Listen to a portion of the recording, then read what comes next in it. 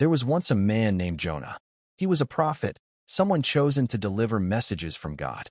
One day, God gave Jonah a clear instruction. Go to the great city of Nineveh and warn the people there, because their wickedness had become too much. But Jonah didn't like this assignment at all. Instead of obeying, he chose to run away. He went down to a port, found a ship heading in the opposite direction, and paid to sail as far as he could. Deep down, Jonah didn't want the people of Nineveh to be forgiven. He felt they didn't deserve mercy. At first, the journey seemed normal. But suddenly, a powerful storm rose on the sea. The wind roared, waves slammed into the ship, and it felt like everything would break apart. The sailors were terrified. Each one cried out to their own god and started throwing cargo overboard to lighten the ship. Meanwhile, Jonah was below deck, fast asleep. The captain found him and said, "How can you sleep at a time like this?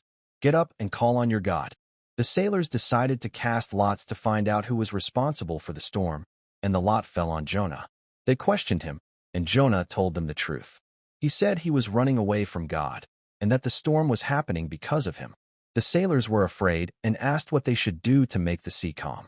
Jonah told them to throw him into the sea, and the storm would stop. At first, they didn't want to do it. They tried rowing harder to reach land, but the storm only got worse. Finally, they prayed for forgiveness and threw Jonah overboard. Immediately, the sea became calm. But Jonah's story didn't end there. As he sank into the deep ocean, a great fish swallowed him. Inside the belly of the fish, Jonah was completely alone. It was dark, silent, and there was no way out. For 3 days and 3 nights, Jonah stayed there.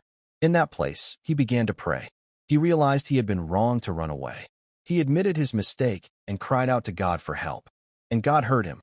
Then the fish spit Jonah out onto dry land. This time, Jonah didn't run. He obeyed. He went straight to Nineveh and delivered the message he was given. In 40 days, the city would be destroyed. Something unexpected happened.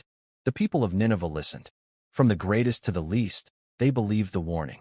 They turned away from their wrong actions, fasted, and showed they were truly sorry. Even the king stepped down from his throne, humbled himself, and called for everyone to change. When God saw their hearts had changed, he chose mercy instead of punishment. He spared the city. But Jonah was not happy. Instead of being glad, he became angry. He complained because he knew God would forgive them, and he felt they didn't deserve it. He went outside the city and sat, watching and waiting, hoping something might still happen. God used this moment to teach Jonah a lesson. He caused a plant to grow and give Jonah shade from the hot sun, and Jonah was grateful for it. But the next day, the plant died, and Jonah became upset again. Then God spoke to him, saying that Jonah cared so much about a plant he did nothing to grow, yet he struggled to care about thousands of people. God reminded him that those lives mattered.